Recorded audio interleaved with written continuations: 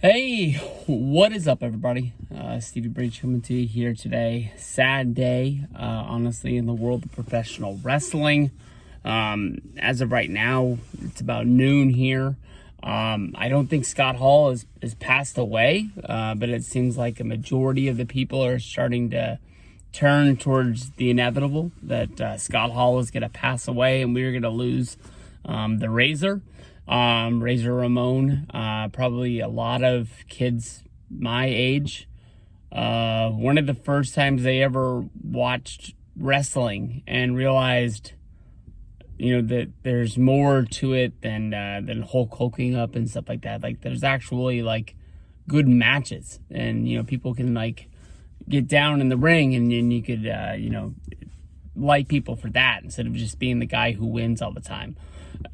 No doubt in my mind, easily one of the best Intercontinental champions of all time. A lot of people like to point towards guys like Jeff Jarrett, Shawn Michaels, the Hunky Tonk Man. But Razor, I think, held the Intercontinental title 4 times. Never climbed up to be the main guy in any promotion. Of course, he wrestled for WWF, WWE, TNA, WCW. He was in ECW for 2 days. Just tough, man. I remember when Scott Hall won World War III, and he was supposed to get the title shot, and that was sort of played into the NWO storyline. Hulk took it away from him, to sort of jump him to get a rematch with Sting. They ended up doing the Scott Hall versus Sting title match. I can't remember what pay-per-view that was, but that might be the highest on the card he ever got. I mean, he might have main evented a TNA pay-per-view that I can't remember, but WCW at that time was the #1 promotion.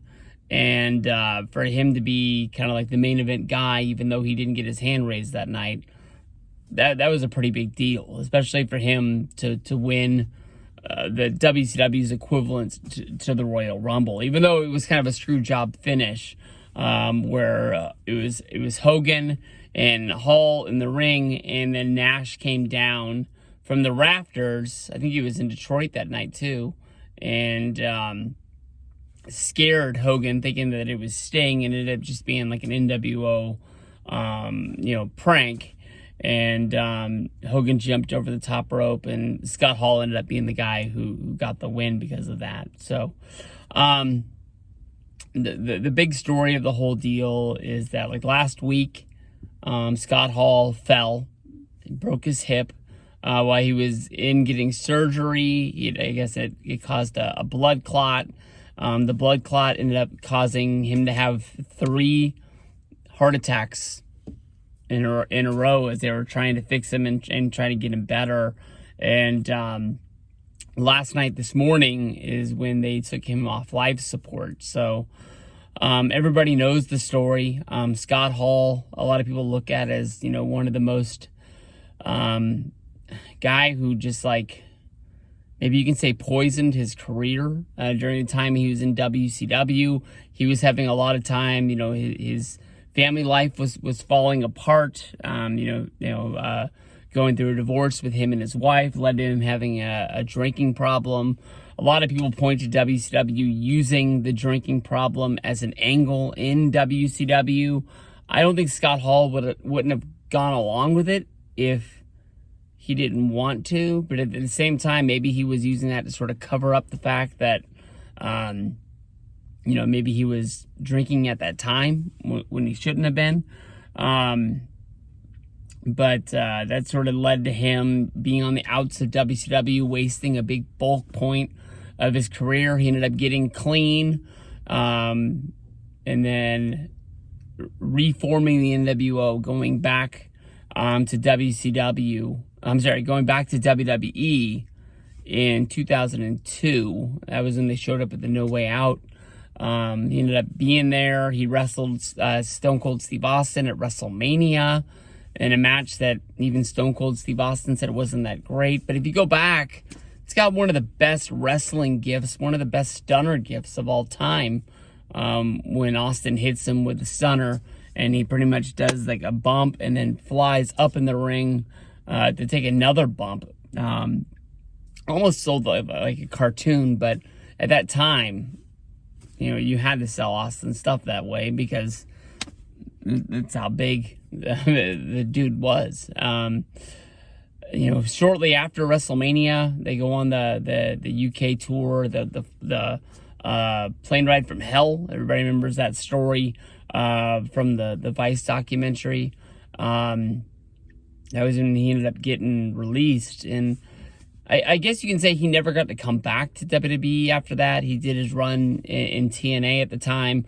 Once his career was over, he got to come back to the Hall of Fame at WrestleMania 30, which was a big deal. He moved in with Diamond Dallas Page in Atlanta.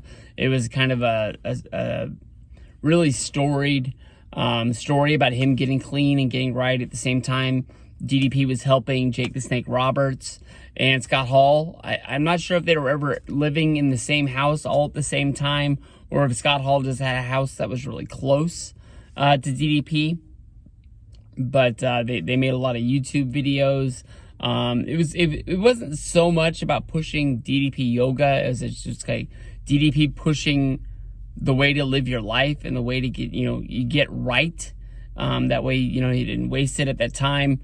Scott had his son Cody, who was trying to break into the wrestling business. He never did anything for WWE. The last time I actually heard about him doing anything, he was working for New Japan.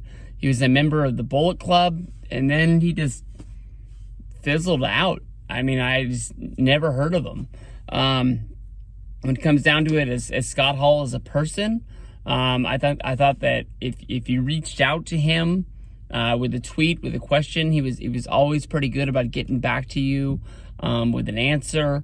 I know he not everybody can say that he answered you every time, but it's pretty cool when you get somebody like that. I remember he had a falling off point where he was supposed to come to California for a WrestleFest here in the Bay Area, and he was supposed to do a signing, and I honestly don't know what happened. Cody Hall ended up making the show, and Scott was left at home, and they let us to think that it just was a bad day for Scott Hall, in the best way to say it. Kind of told us that he left them holding the bag, just didn't show up, and didn't really offer us anything. Like, if you prepaid for a Scott Hall Razor Ramon ticket for the autograph picture combo, that's not on us, that's on him. He didn't show up. Kind of felt screwed, but what are we gonna do? I remember asking him if he would make good on it if I ever met him, like at another show, like if it was at a WrestleCon or something like that, if I was able to prove that they didn't give us a refund and I still had this ticket. And he told me straight up that he would. Never got the chance to actually live up to that, because I stopped going to WrestleManias a couple of years after that, and was never in the situation to ever really see him. I can honestly say that when I look back on him, the combination of Scott Hall and Kevin Nash, two former guys that were main eventers in the WWF going to WCW, that's a big deal. They were, I'm not going to say that their work rate as a tag team was awesome, but they were a fucking awesome tag team back in the day. Just to see two guys that just dripped cool off of them. There was nothing that I honestly think that they could have done that was not going to be over. But I mean, two guys that were socially connected to what is going on in the world, whether if it was the rap scene with Tupac and Biggie at the time, and sort of using their stuff, playing off of Conan to try and get different stuff built into their stick. Really, really cool, man. It just sucks that we're going to lose this guy. One of the original members of the NWO, with him, Hogan, and Nash.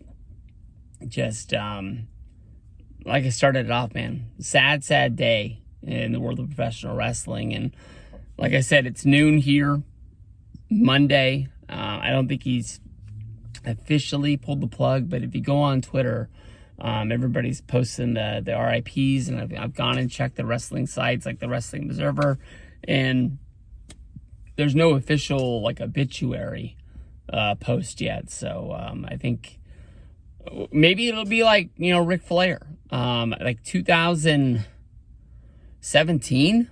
I think that we all thought we were going to lose Ric Flair, and he kicked out, found his way back, and if anybody can do it, it's Scott Hall. You go back to that Hall of Fame speech at I think at WrestleMania 30 weekend, when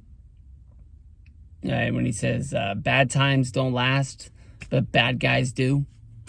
It's words to live by right there. Peace out, everybody.